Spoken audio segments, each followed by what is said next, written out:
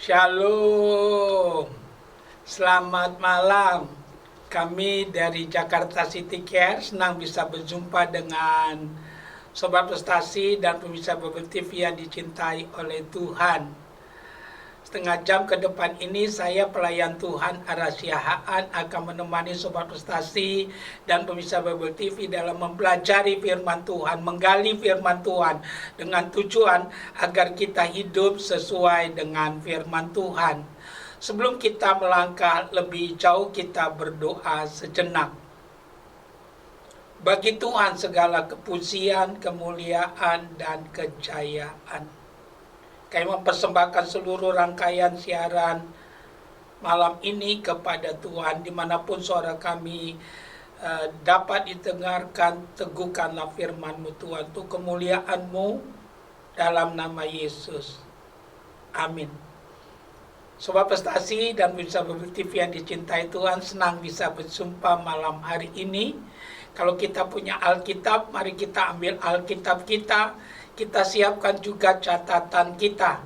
Kami terus mendorong dari studio ini, setiap kali kita dengar firman Tuhan, mari kita belajar untuk mencatatnya. Tema firman Tuhan yang akan kami sampaikan untuk kita malam ini adalah mempertahankan iman. Maksud tujuan kita mempelajari topik ini agar kita setia sampai mati.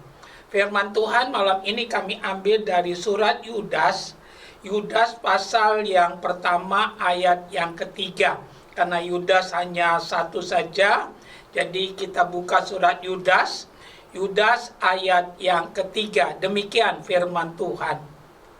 Saudara-saudara yang kekasih, sementara aku bersungguh-sungguh berusaha menulis kepada kamu tentang keselamatan kita bersama, aku merasa terdorong untuk menulis kepada kamu dan menasihati kamu supaya kamu tetap berjuang untuk mempertahankan iman yang telah disampaikan kepada orang-orang kudus. Sebegitu jauh pembacaan firman Tuhan untuk kita di malam hari ini. Yang diberkati oleh Tuhan adalah mereka yang mendengarkan firman Tuhan dan yang melakukan firman Tuhan itu di dalam kehidupannya. Mempertahankan iman, itulah judul atau tema khotbah kita untuk malam hari ini. Sebagai pendahuluan kami ingin berkata, agama boleh banyak, nabi boleh banyak, rasul boleh banyak, juru selamat cuma satu. Alkitab katakan di bawah kolong langit ini tidak ada nama lain yang di dalamnya kita bisa selamat, kecuali di dalam nama Tuhan Yesus Kristus. Nah, kalau hanya juru selamat cuma satu, Yesus Kristus Tuhan namanya, bersyukurlah kalau kita sudah mengenal Yesus dalam kehidupan kita. Yang kami mau mendorong, sekali Yesus, tetap Yesus. Setia, setia, setia sampai mati, apapun yang terjadi. Nah, ada 4 hal yang kami mau bagikan, apa yang harus kita lakukan untuk mempertahankan iman kita. Yang pertama kami ingin kita lihat Alkitab kita dari Yudas pasal pertama ayat yang ke-17. Dikatakan demikian. Tetapi kamu saudara-saudara yang kekasih, ingatlah akan apa yang dahulu telah dikatakan kepada kamu oleh rasul-rasul Tuhan kita Yesus Kristus. Apa artinya ayat 17 ini? Kalau kita ingin mempertahankan iman, hiduplah dalam pengajaran firman yang benar. Hiduplah dalam pengajaran firman yang benar, karena dikatakan, tetapi kamu, maksudnya saudara dan saya, termasuk di dalamnya. Saudara-saudaraku yang kekasih, ingat akan apa yang dahulu telah dikatakan kepada kamu oleh rasul-rasul Tuhan kita Yesus Kristus. Maksudnya di sini adalah ingat apa yang sudah diajarkan, apa yang sudah disampaikan. Haleluya. Kami mendorong untuk setiap kita, iman timbul dari pendengaran. Pendengaran akan firman Kristus. Tapi rusaknya iman juga karena tidak memfilter untuk apa yang kita dengar. Oleh karena itu kami mau katakan, ayo kita mesti tunduk kepada Tuhan, melakukan apa yang Dia firmankan. Karena kita nggak punya pengalaman tentang hidup, tapi Tuhan baik. Dia berikan kita firman. Andai kata kita mau diajar, mau belajar, ya, khususnya memperdalam firman Tuhan, kami percaya saudara dan saya bisa menyaring mana yang benar, mana yang salah. Oleh karena itu pada akhirnya ada kemurnian iman dalam kehidupan kita. Jadi yang pertama, bagaimana mempertahankan iman, hidup dalam pengajaran firman yang benar. Yang kedua, kami ingin kita lihat ayat 19 dan ayat 20, dikatakan mereka adalah pemecah belah yang dikuasai hanya oleh keinginan-keinginan dunia ini dan yang hidup tanpa Roh Kudus.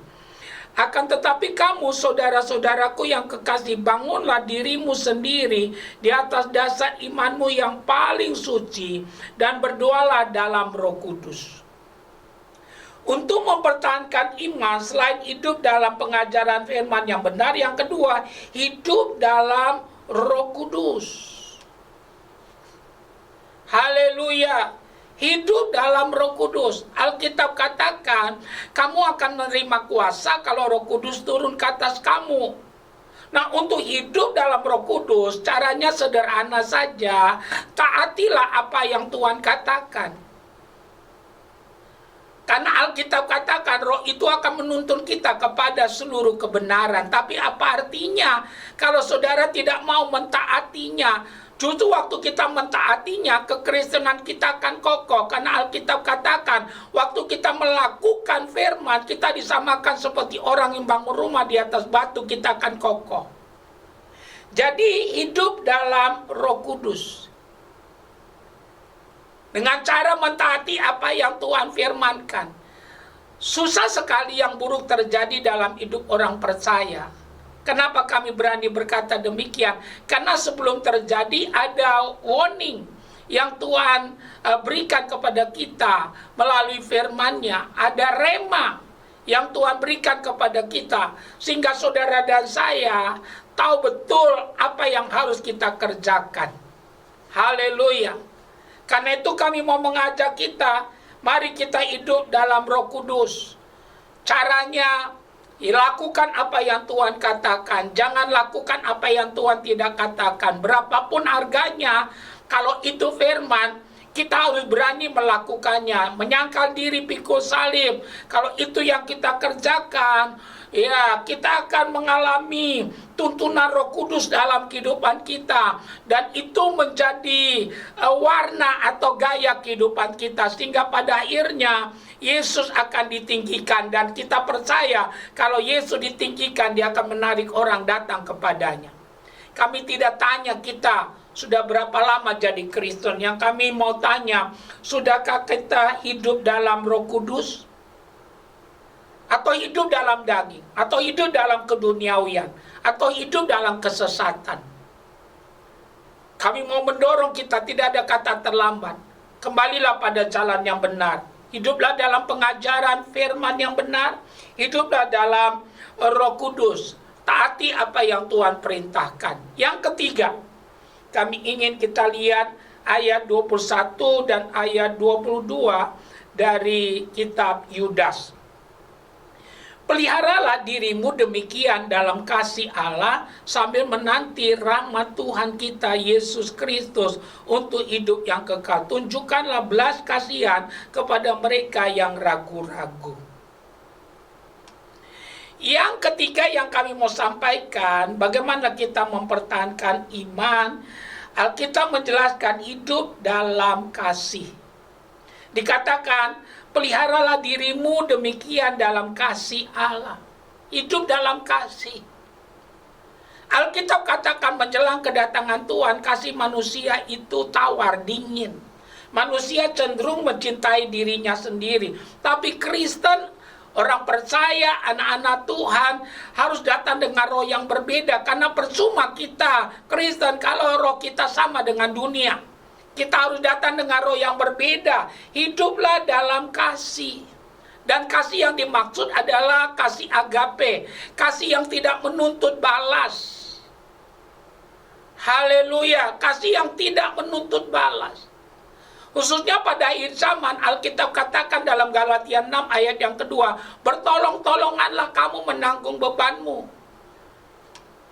Dan yang bagus selanjutnya dikatakan untuk memenuhi hukum Kristus. Jadi memang kehendak Tuhanlah kita hidup dalam kasih sebagai orang percaya. Yesus tidak kelihatan, tapi Yesus jadi kelihatan dari perbuatan-perbuatan kita. Haleluya. Ada beberapa dasar kenapa kita harus hidup dalam kasih. Yang pertama, karena Yesus kita, Tuhan yang hidup dalam kasih. Yang kedua, karena ajaran Yesus intinya kasih. Yang ketiga, kami pastikan itu merupakan buah dari persekutuan kita yang benar dengan Tuhan. Haleluya. Kristen yang benar harus ada buah pertobatan. Haleluya. Ada buah roh, ada buah pelayanan. Nah, salah satu buah yang Tuhan maksudkan di dalam buah-buah roh, Tuhan mau kita hidup di dalam kasih. Yesus tidak kelihatan, tapi dari perbuatan kita Yesus jadi kelihatan. Kalau ini kita lakukan, Yesus akan ditinggikan. Bau harum Kristus akan sampai kemana-mana. Kekristenan akhirnya dapat jadi suara, bukan jadi gema dalam kehidupan ini. Yang terakhir, kita lihat ayat 24. Buka Alkitab kita, surat Yudas, ayat yang ke-24. Ayat yang luar biasa dikatakan, bagi Dia yang berkuasa menjaga supaya jangan kamu tersandung, dan yang membawa kamu dengan tak bernoda penuh kegembiraan di hadapan kemuliaannya. Apa artinya? Hidup mengandalkan Tuhan. Karena dikatakan bagi Dia yang berkuasa. Andalkanlah Tuhan dari perkara yang kecil sampai perkara yang besar. Dari masalah pribadi sampai masalah pekerjaan. Dari masalah kantor kita sampai masalah pelayanan kita. Kami mau tekankan kita, andalkan Tuhan. Tuhan kita, Tuhan yang bisa diandalkan. Berbahagia kita yang mau mengandalkan Tuhan. Tuhan yang besar bukan cerita, tapi itu akan jadi kenyataan dalam hidup kita. Pernahkah kita baca tentang air berubah menjadi anggur? Mereka yang berpesta orang kaya. Pasti sudah dihitung berapa tamunya, berapa minumannya. Tapi yang namanya manusia bisa meleset. Tapi mereka mengundang Yesus. Kita nggak tahu kapan masalah datang. Tapi dengan kehadiran Yesus kita memiliki jaminan. Haleluya. Dan Ibu Yesus datang kepada Yesus. Dan Ibu Yesus berkata mereka kehabisan anggur. Tuhan Yesus menjawab, apa hubungannya dengan aku? Karena waktuku belum tiba. Tapi Tuhan Yesus adalah Tuhan yang penuh belas kasihan. Dan Ibu Yesus tahu itu. Dia berkata kepada pelayan-pelayan, apa saja yang dia katakan lakukan itu. Ada perintah tiba-tiba dari Tuhan Yesus untuk mengisi semua tempat yang penuh dengan air. Akhirnya terjawablah masalah yang mempermalukan itu, akhirnya menjadi kemuliaan. Karena Tuhan Yesus membuat mujizat air menjadi anggur, dan anggurnya sungguh enak. Dan lebih enak dari yang pertama. Dan akhirnya Tuhan dipermuliakan. Jadi hidup mengandalkan Tuhan. Seharusnya kita lagi sehat-sehat, lagi usaha maju, kita andalkan Tuhan, kita hadirkan Tuhan dalam seluruh aspek. Jangan udah sakit, Jangan udah punya masalah, walaupun Tuhan tidak pernah menolak. Tapi selayaknya lah dalam segala hal Tuhan kita kedepankan. Kalau itu kita lakukan, kerajaan Allah akan ditegakkan, nama Yesus dipermuliakan. Kami simpulkan firman Tuhan untuk kita di malam hari ini. Mempertahankan iman. Sudahkah kita mempertahankan iman kita atau kita menjual loss iman kita tanpa pernah mempertahankannya? Hari ini Tuhan mau kita mempertahankan iman kita.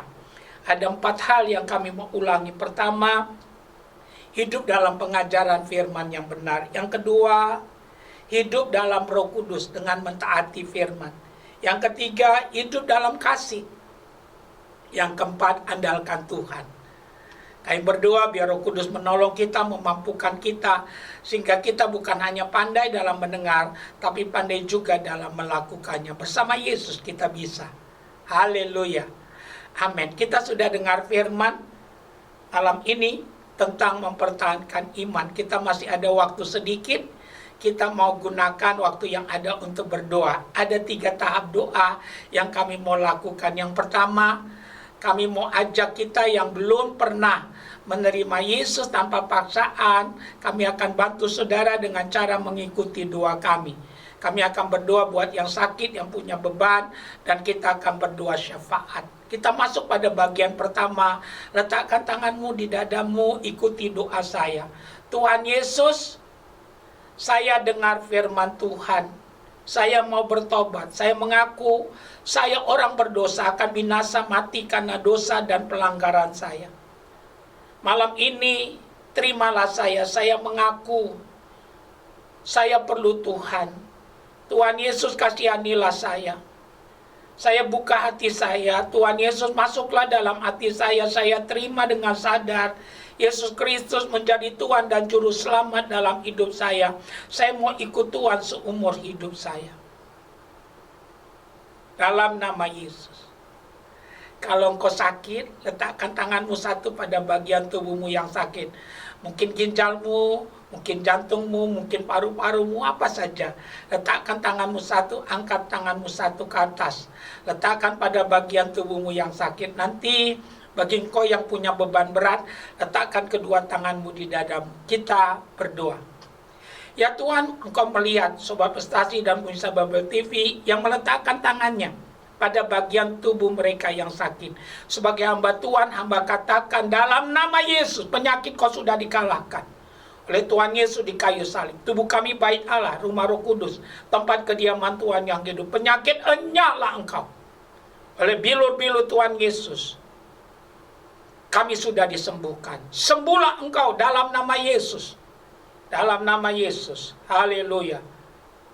Bagi engkau yang punya beban, letakkan kedua belah tangan. Yesus berkata, marilah kepadaku hai kamu yang letih lesu dan beban berat. Tuhan berjanji memberikan kelegaan. Kita berdoa. Ya Tuhan, engkau melihat Sobat Prestasi dan pemirsa Babel TV yang punya beban, yang meletakkan tangan mereka dua di dada mereka. Hamba berdoa, terima mujizat Tuhan. Aku berdoa beban-beban palsu yang bukan dari Tuhan, gunung-gunung persoalan, aku katakan Tuhan menimbun lembah. Dalam nama Yesus, semua beban-beban palsu, semua pergumulan aku mengorakkannya. Dalam nama Yesus, Tuhan meratakan gunung, menimbun lembah, membuka pintu-pintu yang tertutup. Terima mujizat Tuhan. Dia rubah ratamu menjadi tarian. Langit tembaga berlalu, turunlah hujan berkat atas hidupmu. Ada pemulihan dalam roh, dalam jiwa, dalam tubuh. Dalam nama Yesus. Kami mau berdoa syafaat untuk Indonesia. Dari Aceh sampai Papua, dari Sangir sampai Kupang. Shalom Tuhan turun atas Indonesia. Kami mohon ada hujan pertobatan untuk negeri kami. Pengampunan Tuhan turun di atas negeri kami. Berkatilah penduduknya, mata pencarian penduduknya, dan pemerintahannya. Jauhkan negeri kami dari resesi. Kami berdoa buat kota kami Jakarta. Jauhkan dari yang jahat. Jauhkan dari gempa bumi, malapetaka, tsunami. Kota yang baik, kota yang tertib. Pengampunan Tuhan turun atas kota ini. Ada keselamatan di kota ini. Kami berdoa untuk panorama Suryo Untuk Panorama MGK naik bukan turun. Berkatilah Tuhan gereja Tuhan di bangsa ini, jadikan jadi suara bukan jadi gema. Kami berdoa biar gerejamu Tuhan jadi mercusuar untuk petunjuk, memberikan petunjuk bagi bangsa ini, bagi negeri ini. Kami berdoa buat hamba-hamba Tuhan, ikat dalam kasih, saling menopang, yang jatuh bangkitkan, yang mundur tarik kembali, yang melayani terus, tambahkan karunia berkobar-kobar hidup mereka, rumah tangga mereka, cukupkan semua keperluan pelayanan mereka. Kami mendoakan Sobat Prestasi dan pemirsa Babel TV yang ada di jalan, yang mendengarkan firman, di LP, di rumah sakit, di kelompok-kelompok doa mereka, Tuhan memberkatinya. Terima kasih Tuhan, kami bersyukur di dalam nama Yesus. Haleluya. Amin.